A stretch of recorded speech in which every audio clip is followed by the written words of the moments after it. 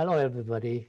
Welcome to a series of dialogues on global history at Tokyo College. I am Haneda Masashi, a director of Tokyo College and the moderator of today's discussion. We have the honor and the pleasure of having Professor Sebastian Conrad for the second time in this series on this dialogues on global history. I of course requested him to take part in our series once with a specific topic, but he proposed me two topics. So I made use of this opportunity to request him to join us twice. And this is the second time Professor Conrad has the opportunity to talk with us. And of course, I don't need to introduce him once again in detail, but he's the author of this very wonderful book, What is Global History, which was published in 2016. And he's one of the leaders of global historians in the world. And with me today, Flavia Baldari, Dr. Flavia Baldari, a project researcher at Tokyo College, who is an expert of political philosophy of politics. So she's not a global historian, she's not a historian even, but let's discuss Eurocentrism, which is not in the field of historical studies, but in humanities and social science in general. So Flavia, it's your turn. Please start. Thank you, Professor Haneda, for your introduction, and thank you, Professor Conrad, to be here today. So as Professor Haneda said, I'm not expert in global history, so I will pose first a very general question. So this session also regards positionality. So I would like to ask about positionality. In the previous session, you already introduced the meaning of global history and its purposes. But regarding global history and positionality, could you explain what you mean by positionality within the framework of global history? Yeah, thank you. Thanks for the question. The term positionality really sounds very technical and abstract, but what it really means, I think, is quite simple and very intuitive. It depends, I mean, what we write in terms of, for example, when we write history, our histories will look different depending on from where we actually write them. I mean, that's, you know, think about the efforts in East Asia to write a common history of World War II. And I remember these projects where historians from China, Korea, Japan came together. In the end, the result was a book with different chapters, the Japanese historians and their perspectives, the Chinese historians, the Korean historians. It was very difficult to actually arrive at one version. Why? Because everything, the political perspective, the concerns are so different in the different countries, and that has an impact on the way in which we write history. And if we go global, that is, if we write about the history of the whole world, this problem poses itself with an added urgency. You know, it's obvious that a historian who writes maybe, for example, as a Maori in New Zealand will have a very different perspective on the age of empire than someone who writes from Edinburgh in Scotland. So this is, I think, really a problem that's common to all kinds of history writing, but it is particularly important for global history to recognize that where we write from will ultimately influence the way in which we look at the past. Thank you. So positionality also connects us to Eurocentrism, today's topic, which is Eurocentrism and ways to go beyond it. So one definition you gave of global history in your book is history of integration, and you already spoke about it in the previous session. And you also write that global history is, and I quote, a utopian promise that turns us into citizens of the world. So following this definition and your explanation of positionality, what does it mean to overcome Eurocentrism in favor of a global perspective? Yeah, so Eurocentrism is again a tricky term, and I think a very simple way to think about it would be to think about it in two ways. On the one hand, for a long time, historians, in particular those who wrote the history of the world, they were obsessed with the way in which Europe shaped this world. Europe was the prime mover. It was the shaper of world history.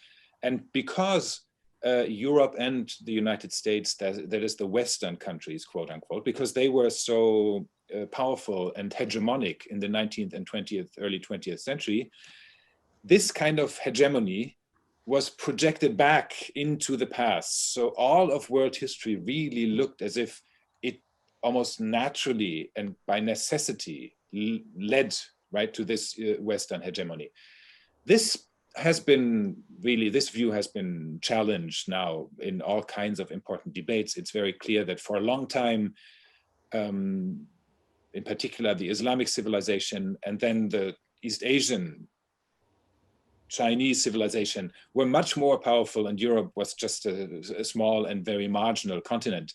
And even up until probably 1800, as the debate about the so-called Great Divergence has shown, there is no, even on a technological or material basis, there's no real superiority. So this view has been challenged for some time now. But the second aspect of Eurocentrism is much more difficult to actually overcome.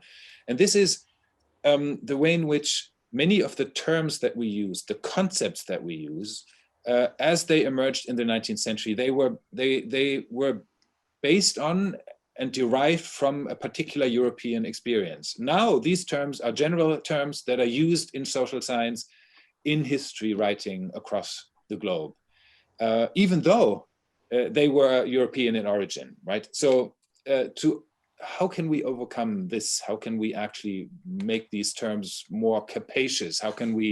Do we need to introduce new terms that come from different historical experiences? These are the questions that we're facing, and but that's a very difficult task, right? Because the disciplines as we know them today, and not only in Europe, but really pretty much anywhere in the world, they operate with a standard set of concepts and terms. So they are really ingrained in the kind of scholarship that we're all doing. So to move beyond that is a very difficult and tricky problem. It's not just a question for historians, but a question for all scholars working in the field of humanities and social sciences. Am I right? Absolutely. Absolutely, yeah. So we see similar discussions happening in political science, in sociology, anthropology as well. It's true for many of the very basic concepts, which terms like nation or religion, even class. It's not clear that the term class travels everywhere equally. So revolution clearly is a concept. So some of these terms have different kinds of genealogies in other countries, but they are now increasingly have been standardized since the 19th century, and that makes it so difficult to overcome. Next question. Yeah. Yes, thank you. So concerning this point and the tasks of historians, you already talked about the possibility to write history for the whole world, for all human beings. And in your book, you also wrote that global history aims to effect a change in the organization and in the institutional order of knowledge. So coming back to the tasks of historians, and thinking about this more concrete purpose. So you said it is a difficult task, but how do you think you can reach this goal if you have an answer for that?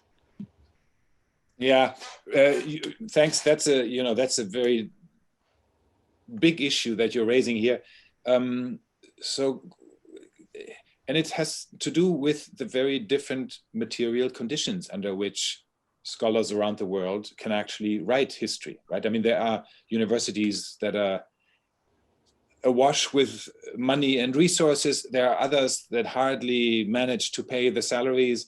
And if we do global history, that requires a well-staffed library. It requires funds to go places, to actually do research. It requires access to digital sources, all of that. So global history is a project that in some ways, exacerbates the hierarchies of knowledge production. The inequalities that are out there, they are much more palpable if we do global history. Yes, even in a country where resources are limited, you can usually study the history of your particular region, maybe even your nation. But then, if you live in Senegal and you intend to study the history of Peru, that's quite a challenge. So on a very basic level, these material differences, they really play out in the field of global history.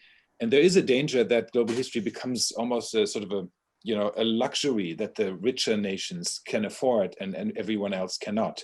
So to turn this into a real conversation, and as we just said, the different positions from where historians write are so important.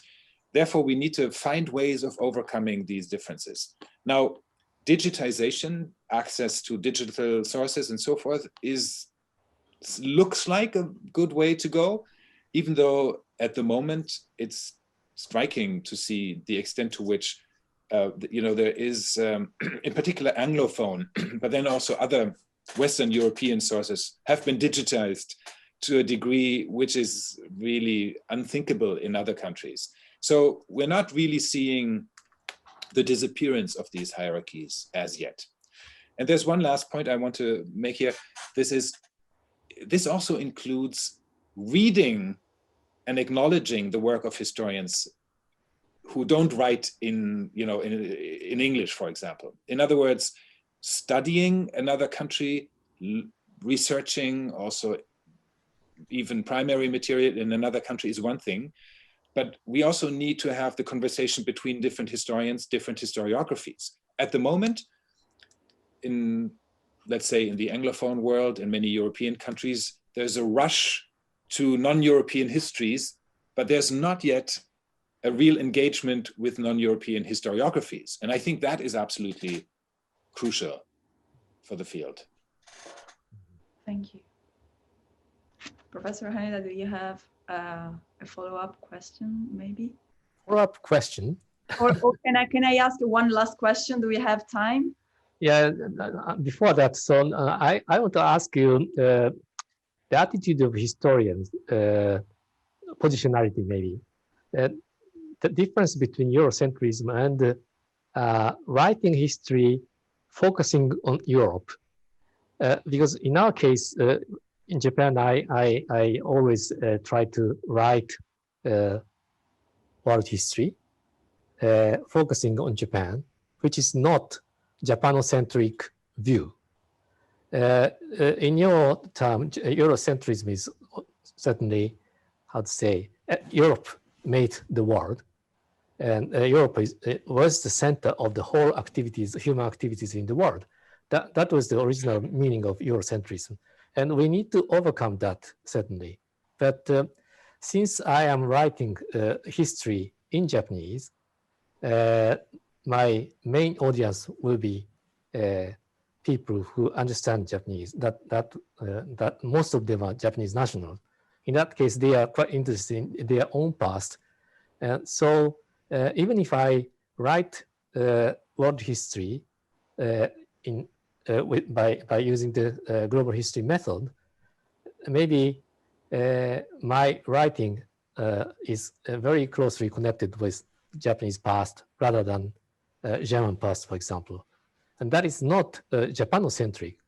That is the history of the human past focusing on Japan. Is it okay for you? Yeah, no, I agree. I mean, first of all, first of all, I would say we can even write a national, a history of a nation. We don't have to write histories of the world, but we will write, if we are global historians, we will write the history of this nation differently. We will write it as part and parcel of larger processes, as being shaped by outside forces, by migration, by ideas coming in. So we will probably write different histories of that nation. But what you're talking about is more specifically, even if I write the history of the world, you know, to what extent can the country from where I write feature? No, I think it, you know, even if it was just a narrative device, it makes a lot of sense to link it to, in your case, to the Japanese past, because it makes so many things accessible. Yeah, so I don't see a contradiction there at all. Yeah, okay. So the last question from Flavia. Okay, so it's kind of related to this last conversation, there was exchange, but according to you, so we have to overcome this Eurocentrism as a pattern of interpretation, and instead acknowledge other cultures' interpretation and their own development. However, these different traditions are again unified, and at least it is my non-expert understanding, under a new label of global. So how do you explain the need to overcome a partisan view of history and once again suggest a new identity? So the same name of the discipline itself, so history, is the singular name, and history, it is a modern European concept. So do you suggest that there is only one history and not different stories? So how would this global history be able to be one and at the same time include all the differences in another way from the Eurocentric partisan view that you are proposing? Thank you. Yeah. So you know, I do think that it's important to listen to these different perspectives and to try to integrate some of them into our own writing. But ultimately, I don't think that we will arrive at one unified world history. And I don't even think that that's the goal. In fact, I believe that we will always have a chorus of different voices. We will have a multiplicity of perspectives. Otherwise, global history is not possible. In fact, you know, this is probably true for any kind of history. Even national histories were never unified. There were always competing views. There were contestations. You pick up one book on, you know, Japanese history, and then you think, no, this doesn't really express the history that I have in mind. And then you pick up another that's maybe closer to, this is already happening in national histories. It's even more, you know, pressing, I think, as a concern in global histories. So how I see it, you know, these different points of view, different perspectives, they will complement each other. They will, to some extent, compete with each other.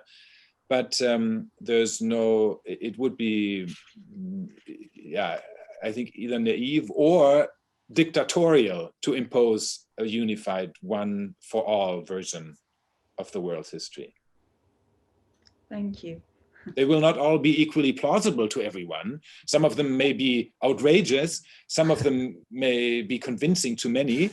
Of course, it's my aim to write a version of history that's persuasive to a larger audience. But it's clear that you know, not everyone will agree, and there will be competing visions out there. And this is, I think, what makes the discipline interesting and the field so exciting.